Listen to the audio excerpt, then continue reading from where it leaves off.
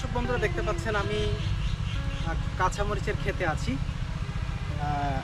এই যে আমি এখন যেখানে দাঁড়িয়ে আছি এটা হচ্ছে কাঁচামরিচ অর্থাৎ গ্রিন চিলি। তো আপনারা জানেন, আমি দেখি একটা কাঁচামরিচ পাই কিনি।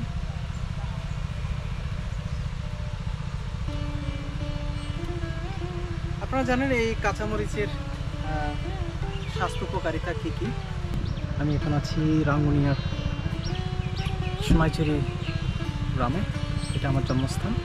তো আমার জন্মস্থানের আশেপাশে সব জায়গায় আসলে ফসলি জমি, এখানে বিভিন্ন ধরনের চাষ করা হয়, কাঁচামরিচ, বাঁধাকপি, ফুলকপি, শিমের বিচি, আলু। আমি এখন আছি কাঁচামরিচের ক্ষেতে। বাঁধাকপি খুবই সুস্বাদু একটি খাবার। আমাদের বাঙালি ঘরের মধ্যে এই সবজির দিনে এই সবজিটি রান্না করা হয়। এটি খুবই সুস্বাদু। আলু, গাজর, টমেটো দিয়ে রান্না করা হয়, ভাজি করা হয়। তো এই বাঁধাকপি রয়েছে অসংখ্য পুষ্টিগুণ, vitamin A, B, fibre, antioxidant এবং হাড়ের সুস্থতার বাঁধাকপি খুবই উপকারী। পঞ্চের জন্য খুবই ভালো কাজ করে। তারা কোলেস্ট্রল, যাদের কোলেস্ট্রল সমস্যা আছে তারা এই বাঁধাকপি প্রতিদিন ভাতের সাথে খেতে পারে। এটাতে ক্যালোরির পরিমাণ খুবই কম। আপনাদেরকে আমি একটা ক্যামেরাটা সামনে নিয়ে দেখাচ্ছি। কি সুন্দর দেখতে পাচ্ছেন বাঁধাকপির ক্ষেত, বিশাল ক্ষেত, ওদিকে আরও দেখা যাচ্ছে।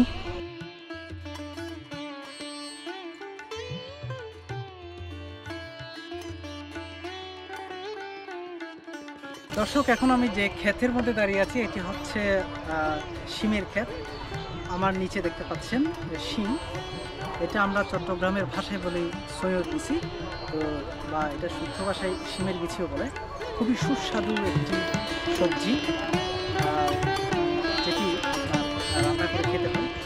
আলু, টমেটো দিয়ে রান্না করা হয় বা মাছ, অন্যান্য সবজির সাথে রান্না করা যায়। আপনাদেরকে দেখাচ্ছি। এই বিচিগুলো আসলে এই ধরনের এভাবেই থাকে।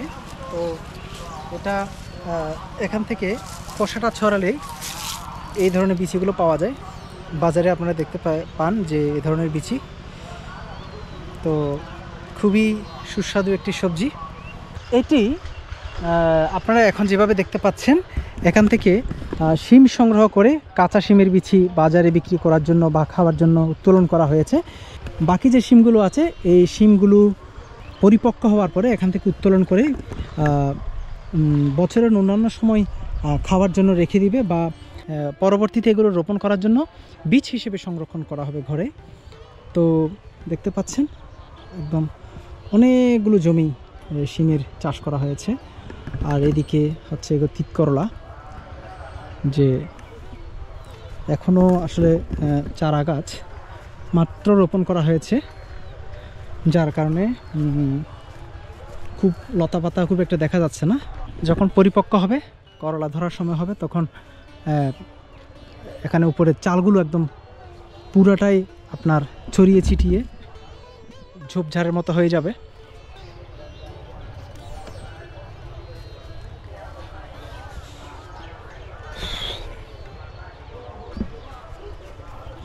তো আমি এখন অনেকগুলো ক্ষেতের মাঝখান দিয়ে হাঁটছি। ওইখানে দেখা যাচ্ছে ওটা হচ্ছে আমার বড় বাবা অর্থাৎ জ্যাঠা ক্ষেতের মধ্যে পানি সেচ দিচ্ছে। এই যে দেখতে পাচ্ছেন এখানে শিমের যে পাকা শিমগুলো গাছের মধ্যে আছে, যেগুলো পরবর্তীতে শুকিয়ে সংগ্রহ করা হবে। তো দেখতে পাচ্ছেন রসুনের ক্ষেত, দেখতে পাচ্ছেন ভিতরে হচ্ছে রসুন। তো এগুলো এখনও আসলে অপরিপক্ক, আরও কিছুদিন পরে এগুলো উত্তোলন করা হবে, নিচে রসুন পাওয়া যাবে। তো যদিও আপনাদেরকে দেখানোর জন্য আমি একটি ছোট দেখে সংগ্রহ করে দেখছি। এটা এখনও অনেক ছোট। এই যে আপনারা খেতে কিভাবে সেচ দেয় পানি দিয়ে, আপনারা অনেকে দেখেছেন হয়তো, আর যারা দেখেননি আজকে দেখেন। এই যে এটা মেশিনের মাধ্যমে নদী থেকে পানিগুলো এখানে আসছে, এখান থেকে ড্রেন করা হয়েছে, যে ড্রেন দিয়ে এখানে আটি আছে, আটি কেটে কেটে প্রত্যেকটা আটিতে পানি ঢুকিয়ে দেওয়া হবে।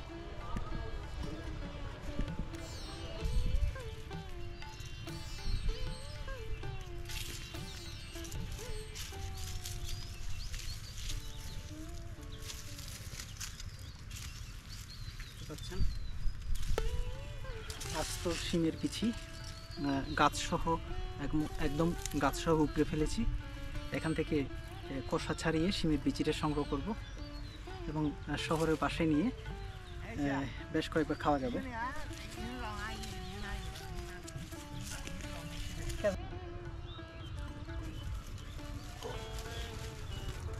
গাছ শুদ্ধ শিমগুলোকে নিয়ে যাচ্ছি বাড়িতে, ওখান থেকে গাছ থেকে শিমগুলোকে আলাদা করব।